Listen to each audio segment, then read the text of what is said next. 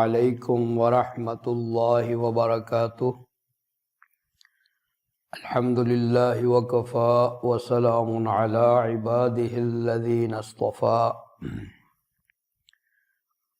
اللہم صل علی محمد وعلی آل محمد کما صلیت علی ابراہیم وعلی آل ابراہیم انک حمید مجید۔ اللہم بارک علی محمد وعلی آل محمد کما بارکت علی ابراہیم وعلی آل ابراہیم انک حمید مجید۔ اللہم انفعنا بما علمتنا وعلمنا ما ينفعنا وزدنا علما۔ رب اشرح لی صدری ویسر لی امری واحلل عقدۃ من لسانی یفقہوا قولی۔ اما بعد، معزز ناظرین، خلاصہ مضامین قرآن کے سلسلہ میں آج ہماری 10ویں نشست ہے، اور آج ہم اللہ کی توفیق سے قرآن مجید کے 10ویں پارے کے مضامین کا خلاصہ جاننے کی کوشش کریں گے۔ 10ویں پارے کے آغاز میں سورہ انفال کا آخری حصہ ہے۔ اللہ تعالیٰ نے مال غنیمت کے تعلق سے احکام بیان فرمائے ہیں کہ مال غنیمت کی تقسیم کس طرح ہوگی۔ پھر اس کے بعد اہل ایمان کے لیے میدان جہاد میں نصرت اور فتح حاصل کرنے کے لیے چند بنیادی باتیں بیان فرمائی۔ اے ایمان والو، اذا لقیتم فئۃ فاثبتوا واذکروا اللہ کثیرا لعلکم تفلحون وَأَطِيعُوا اللَّهَ وَرَسُولَهُ وَلَا تَنَازَعُوا فَتَفْشَلُوا وَتَذْهَبَ رِيحُكُمْ۔ اے ایمان والو، جب تمہاری کسی گروہ سے مڑ بھیڑ ہو، میدان جہاد میں آمنا سامنا ہو، تو ثابت قدمی اختیار کرو اور اللہ کا کثرت سے ذکر کرو، اللہ اور اس کے رسول کی اطاعت کرو، اختلاف سے، انتشار سے، تنازعات سے بچو۔ اگر تم تنازعات کا شکار ہو گئے، تم میں اختلاف پڑ گیا، پھوٹ پڑ گئی، تو تم کمزور ہو جاؤ گے اور تمہاری ہوا اکھڑ جائے گی۔ دشمنوں کے دل سے تمہارا رعب اور دبدبہ ختم ہو جائے گا۔ صبر کا مظاہرہ کرو، تکبر سے اپنے آپ کو بچاؤ۔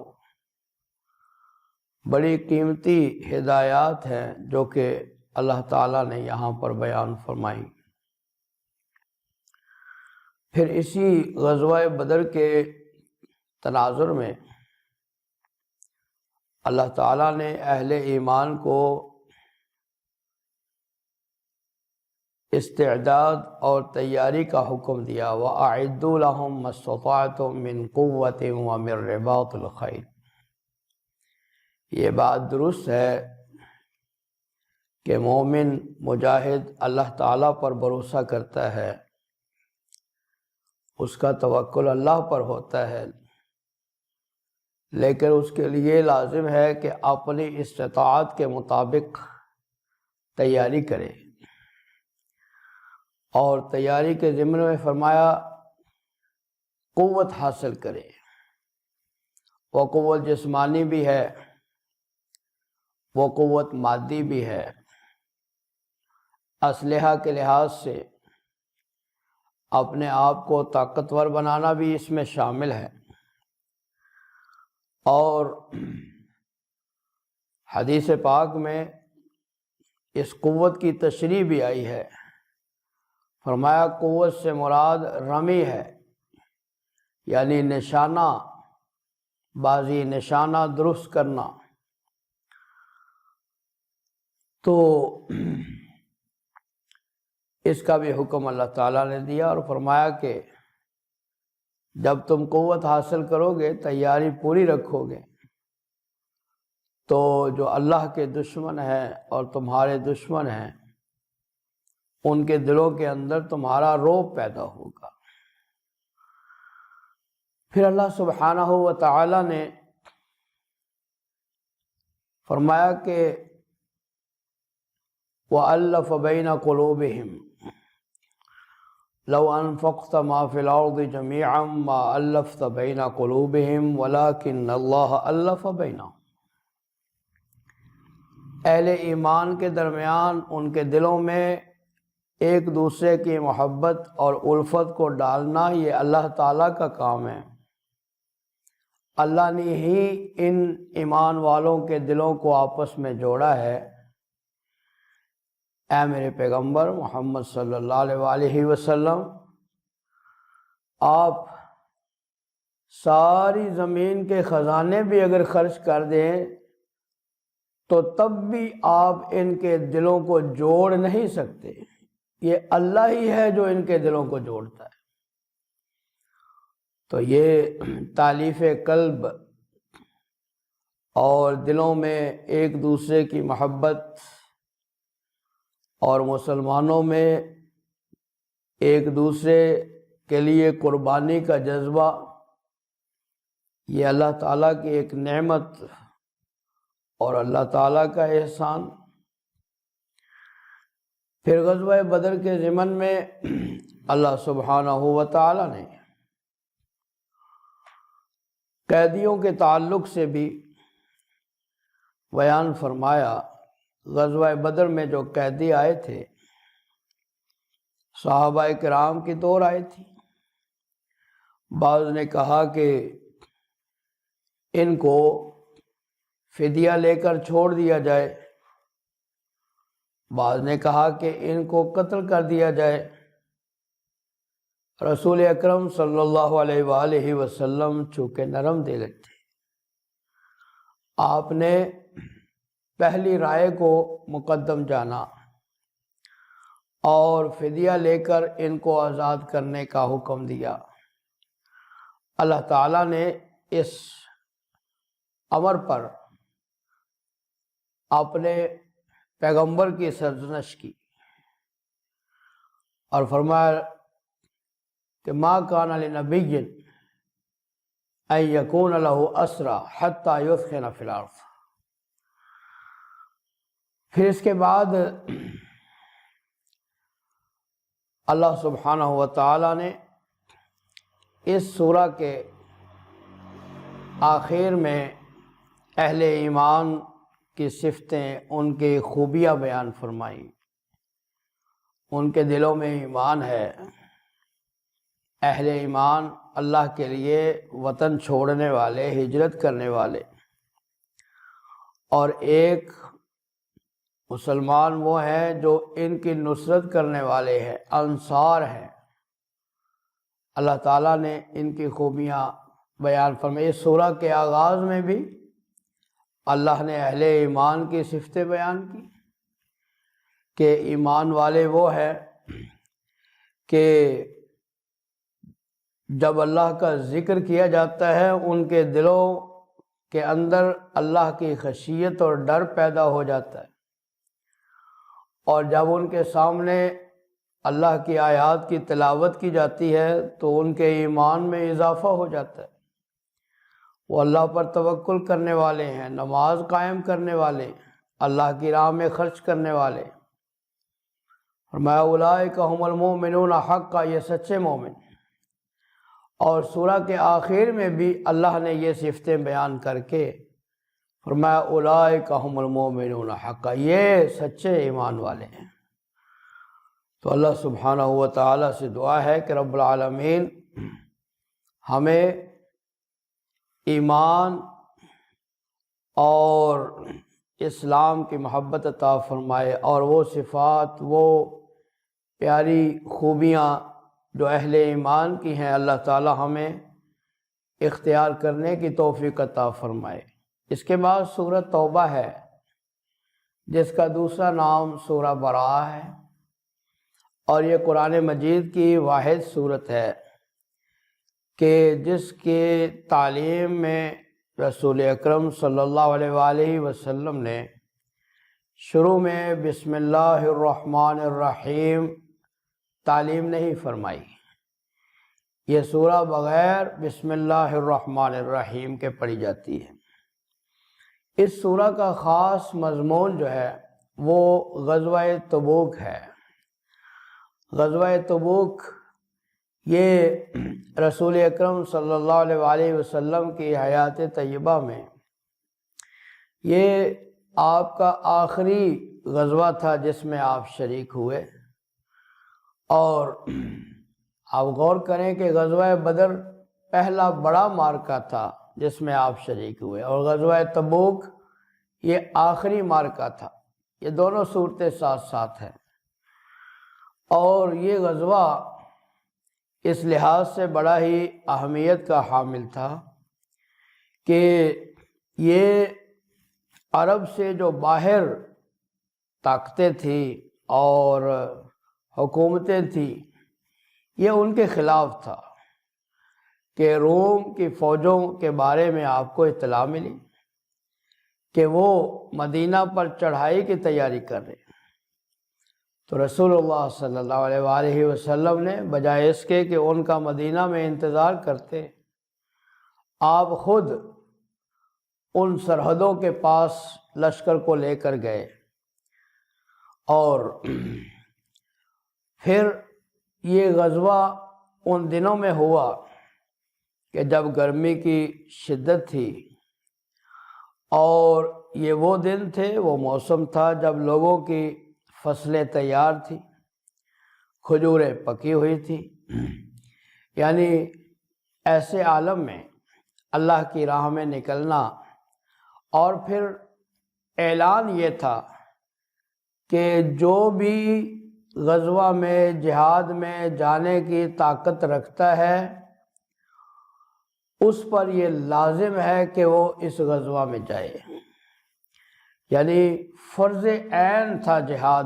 غزوہ تبوک کے موقع پر صرف عورتوں کو اجازت تھی گھروں میں رہنے کی، بچوں کو اجازت تھی، یا پھر جو بوڑھے لوگ تھے، ضعیف تھے، ان کو اجازت تھی۔ ہر طاقت رکھنے والے کے لیے لازم تھا کہ وہ غزوہ تبوک کے لیے تیاری کرے۔ رسول اکرم صلی اللہ علیہ وآلہ وسلم پر یہ جو سورہ نازل ہوئی، اس میں اللہ تعالیٰ نے آغاز میں مشرکین کے لیے اعلان ذکر فرمایا ہے کہ 4 مہینے کی مدت مشرکین کو دے دی گئی کہ وہ 4 مہینے کے اندر اندر جو ہے وہ حرم کی حدود سے نکل جائیں، اور مشرکین کو اس سورہ کے نازل ہونے کے بعد برہنہ ہو کر بیت اللہ کا طواف کرنے سے منع کر دیا گیا، اور اسی ضمن میں اللہ تعالیٰ نے اسی سورہ میں، اسی پارہ میں فرمایا انما المشرکون نجس فلا یقربوا المسجد الحرام بعد عامہم ھذا۔ اے ایمان والو، مشرکین نجس اور پلید ہے، اس سال کے بعد وہ مسجد حرام کے قریب نہ آئے۔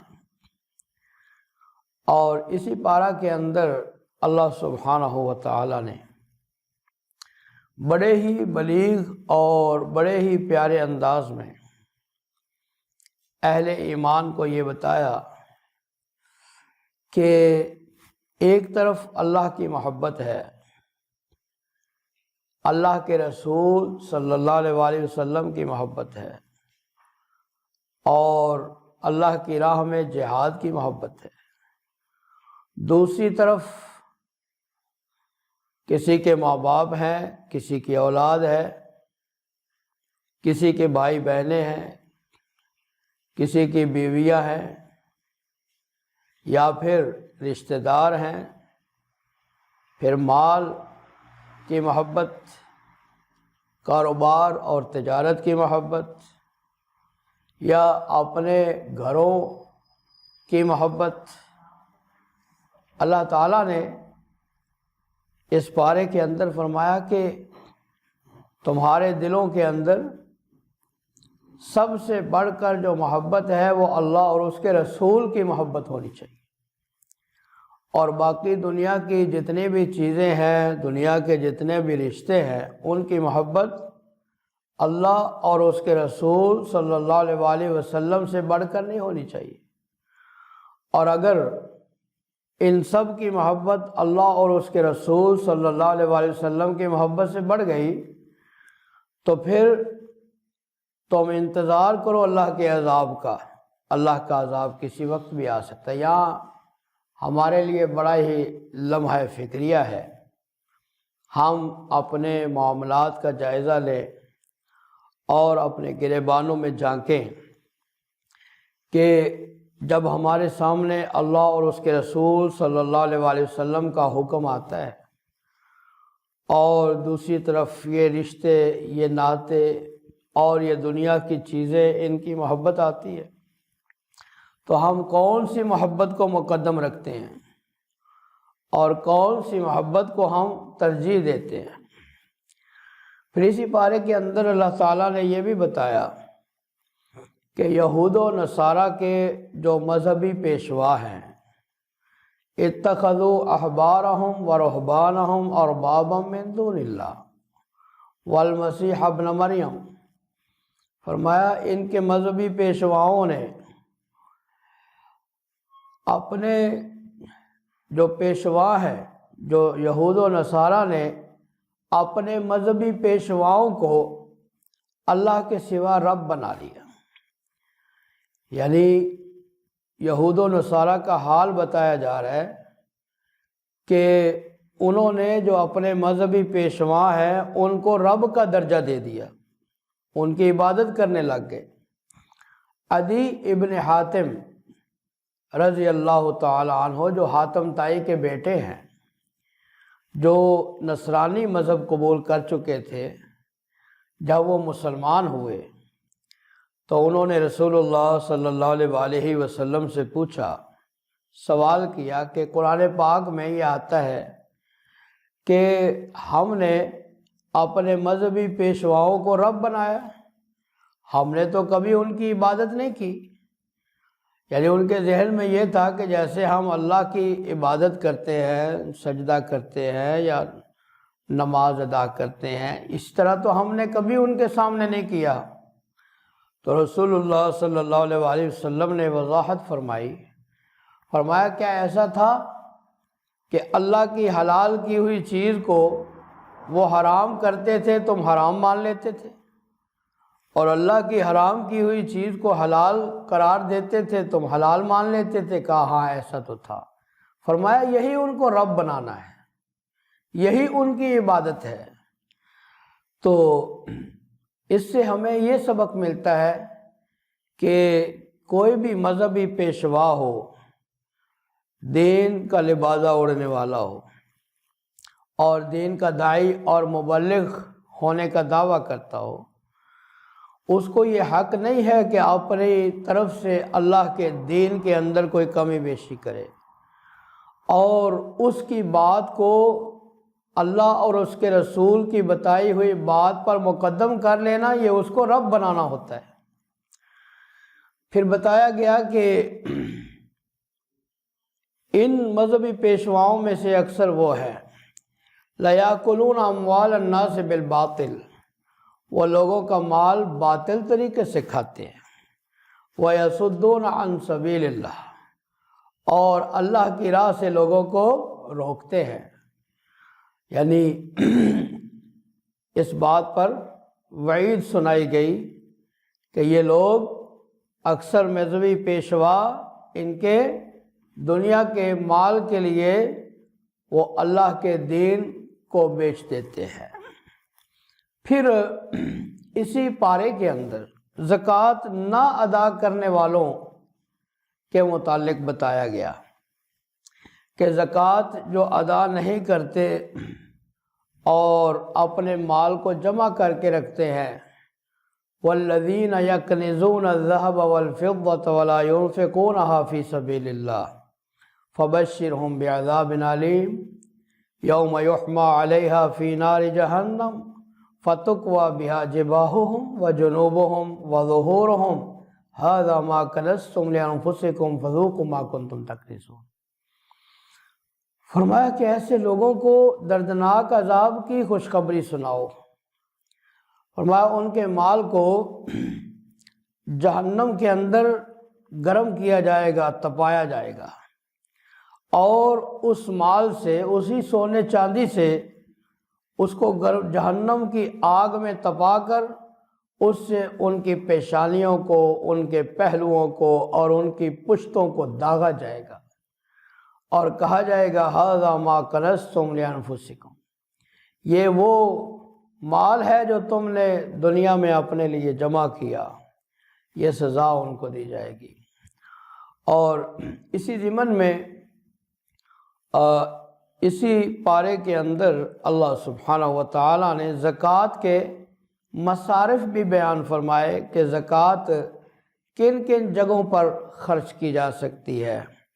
صدقات کا دائرہ جو ہے وہ بہت وسیع ہے، لیکن زکوٰۃ کا دائرہ محدود ہے۔ فرمایا کہ سب سے پہلے مساکین، دوسرے نمبر پر فقراء۔ مساکین اور فقراء، ان کے اندر فرق یہ ہے کہ مسکین وہ ہوتا ہے کہ جس کا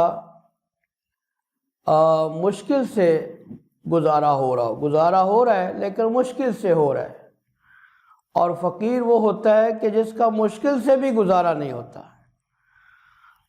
پھر تیسرے نمبر پر فرمایا کہ مؤلفۃ قلوبوں، یعنی مؤلفہ قلوب، تالیف قلوب، وہ جو غیر مسلم جو نئے مسلمان ہوئے، نو مسلم، ان کی تالیف قلب کے لیے اور ان کے دلوں میں اسلام کی محبت کو مزید پیدا کرنے کے لیے ان کے لیے زکوٰۃ کا مصرف رکھا گیا کہ ان کو بھی زکوٰۃ دی جا سکتی ہے۔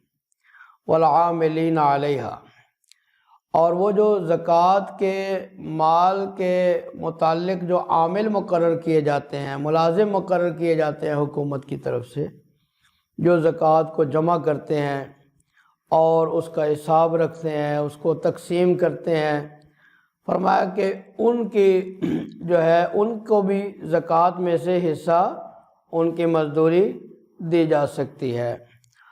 پھر پانچویں نمبر پر گردنیں آزاد کرنے کے لیے، غلاموں کو آزاد کرنے کے لیے، اگر مسلمان کسی کی غلامی کے اندر موجود ہیں تو پہلے اسلام سے پہلے اور اسلام کے آنے کے بعد بھی دنیا میں غلامی کا سلسلہ تھا، انسانوں کو انسان کا غلام بنا کے رکھا جاتا تھا۔ فرمایا کہ مسلمانوں کو غلامی سے آزاد کرنے کے لیے بھی زکوٰۃ کا آپ مصرف کر سکتے ہیں۔ چھٹے نمبر پر فرمایا والغارمین، جو مقروض ہے، قرضے کی وجہ سے ایک انسان پریشان ہو چکا ہے اور اس کے اندر قرضہ ادا کرنے کی طاقت نہیں ہے، تو زکوٰۃ میں سے اس کا بھی اس کو قرضہ اتارا جا سکتا ہے۔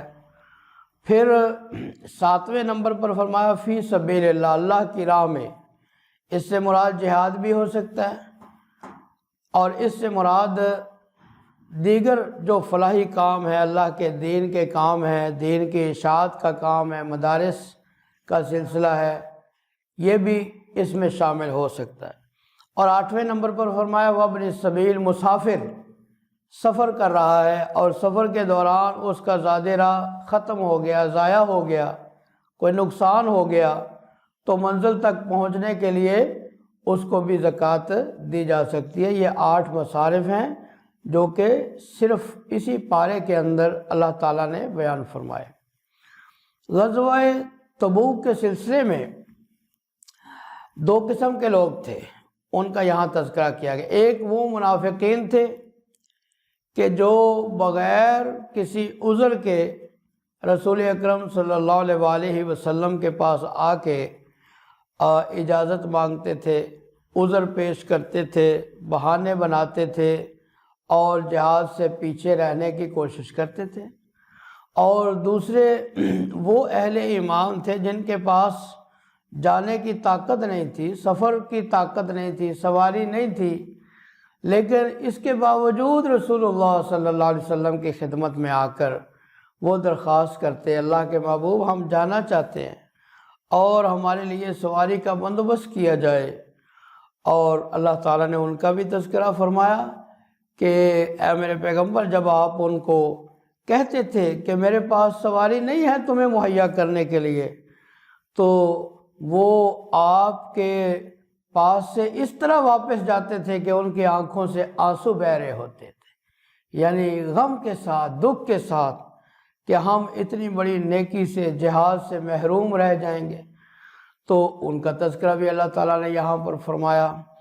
تو اسی طرح اسی پارے میں اللہ تعالیٰ نے مومن اور منافق میں ایک بڑا واضح فرق بیان فرمایا منافق وہ ہوتے ہیں کہ جو برائی کا حکم دیتے ہیں اور نیکی سے روکتے ہیں، یأمرون بالمنکر، جو برائی کا حکم دیتے ہیں، اور ینہون عن المعروف، نیکی سے لوگوں کو روکتے ہیں۔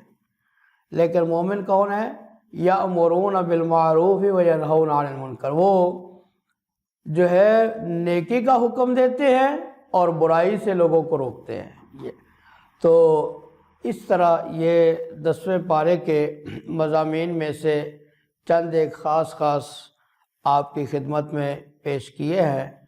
اللہ تعالیٰ سے دعا ہے کہ رب العالمین ہمیں قرآن پاک کو سمجھنے اور اس پر عمل کرنے کی توفیق عطا فرمائے۔ وآخر دعوانا ان الحمد للہ رب العالمین۔ حامل القرآن قد خصك الرحمن